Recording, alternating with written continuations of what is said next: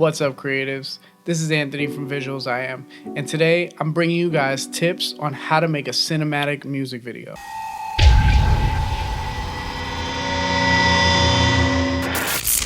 Tip number one, lighting.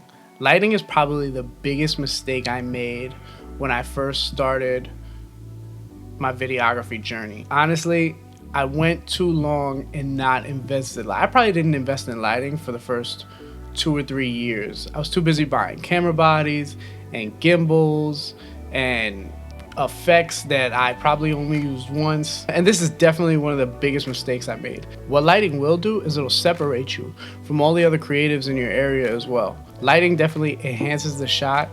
You can create more drama, you can create more moods. You can start to open up in different locations that you wouldn't be able to shoot with just natural light. It's definitely gonna give your videography or your projects a lot more possibility.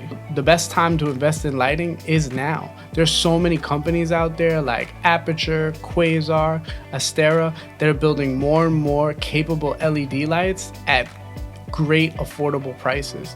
I'm shooting right now on the Aputure 120D. I just picked up the Aputure Nova P300C, and the possibilities I have to create with those two lights alone is crazy. Tip number two is really gonna enhance the drama in your scenes, and that's shooting from the shadow side. Whether you're lighting or you're using natural light, you can create more drama and more contrast in your scene by shooting from the shadow side of your subject. Right? So what that means is, let's say you're outside and you're using natural light to light your subject, right? What you want to do is you want to put your subject in front of the sun or to the side of the sun, and then your camera on the opposite end of the sun. So let's say your camera's here.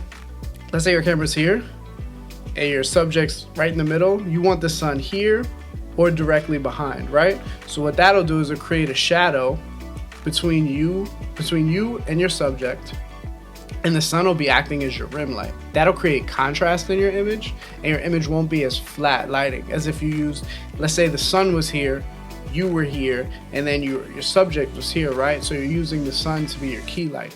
The problem with that is one, your image is going to be flat because you have almost no shadow in it, and the only shadow you will get is you on your subject or in the frame, and that's just not interesting. It's actually pretty amateur. What you want to do is put the sun behind you, put the sun behind your subject, or put the sun to the side of your subject, and it will definitely create drama, create contrast, make your image a lot more interesting. Tip number three, use higher focal lengths. Now what I mean is 50mm lenses, 85mm lenses, 120mm lenses. What these lenses will do is not only will they separate your subject from the rest of your image, but they'll also enhance the detail in your image as well, right? So if you're telling a story, let's say you're telling a dramatic story, you want the users to be able to, one, focus on what's in your frame. So a higher focal length is going to give you that nice shallow depth of field and really let you hone in on what your subject is in the frame. And it's going to be a lot better at picking up the details, like details in skin, details in texture of an object, or anything that you're putting in the frame to help enhance that story. And last but not least, tip number four, especially with music videos, one thing that I started trying a lot later on in my career is use less performance shots. Performance shots, obviously, it's a music video. You want to see the artist perform the song. But don't you want to tell a story as well? Or don't you want the user to be a little bit more engaged and not have the same wide angle performance shot that's in every other music video? Try to do a music video where you're going crazy with the B-roll. So you're just like how I told you with the higher focal lengths, you're showing your user a lot of detail, a lot of props, everything that's in the environment to help narrate that story that you're trying to tell in your music video, right?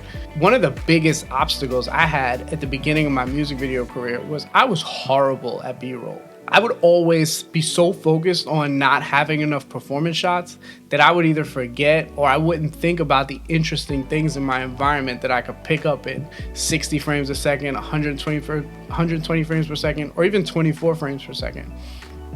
And pick up those things or get my nice 100mm macro lens and focus in on objects and the environment that would help drive that story that I was trying to tell in my music video. And it wasn't until later on in my career where I realized how important those details are and how much I could take away from the performance shots and really drive the story with those B-roll shots and those high detail, high textures that just make your image so much more interesting. That's all I have for you today, creatives. If you like the video, please give it a like, subscribe. I promise you I've got a lot more coming. I just picked up a new camera, the C70, so I'll be putting up a review for that in the coming week, so definitely look out for that. Check out my other videos. See you guys later. Peace.